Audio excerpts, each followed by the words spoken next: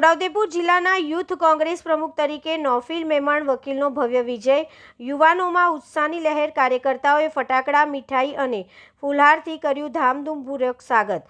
છોટાઉદેપુર જિલ્લાના યુથ કોંગ્રેસ પ્રમુખ પદ માટે યોજાયેલી ચૂંટણીમાં 3 ઉમેદવારોએ ઉમેદવારી નોંધાવી હતી। કઠિન સ્પર્ધા વચ્ચે નોફિલ મેમણ વકીલ ભવ્ય બહુમતીથી વિજેતા રહ્યા હતા। તેમના વિજય બાદ સમગ્ર જિલ્લામાં ખાસ કરીને યુવાનોમાં ભારે ઉત્સાહ અને ઉજવણીનો માહોલ જોવા મળ્યો હતો। નોફિલ મેમણ વર્ષોથી કોંગ્રેસ સાથે સક્રિય સંબંધ રાખી યુવાનોના પ્રશ્નો, રોજગાર, શિક્ષણ અને વિકાસના મુદ્દાઓ પર અવાજ ઉઠાવતા રહ્યા। યુવા શક્તિને મજબૂત પ્રતિનિધિત્વ આપનાર નેતા તરીકે તેમના વિજયનું ખાસ મહત્વ રહ્યું હતું।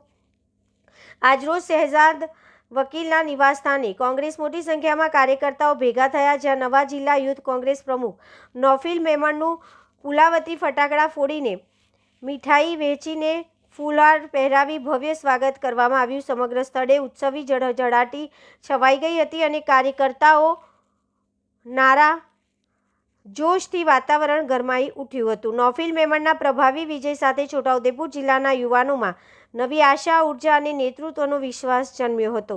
ચિરાગ ગુપ્તા, છોટાઉદેપુર।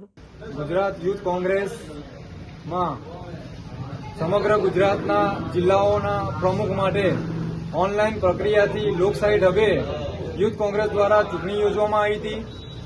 છોટાઉદેપુર જિલ્લામાં પણ આ ચૂંટણીની પ્રક્રિયા કરવામાં આવી હતી અને છોટાઉદેપુર જિલ્લાના પ્રમુખ પદ માટે અમે કુલ 3 ઉમેદવારોએ ઉમેદવારી નોંધાવી હતી, જેમાં અશ્વિનભાઈ બારિયા, વસીમભાઈ શેખ અને મેં અમે 3 જણે ઉમેદવારી નોંધાવી હતી, જેમાં છોટાઉદેપુર જિલ્લામાં યુવાઓના સાથ અને સહકારથી અને મારી લાગણીથી જે યુવાઓએ મને મત આપ્યા તેના આધારે ગઈકાલે છોટાઉદેપુર જિલ્લા યુથ કોંગ્રેસના પ્રમુખ પદે મારો વિજય થયો છે। તેના માટે હું સૌથી પહેલા છોટાઉદેપુર જિલ્લાના મારા જે યુવાનો છે એમનો આભાર વ્યક્ત કરું છું।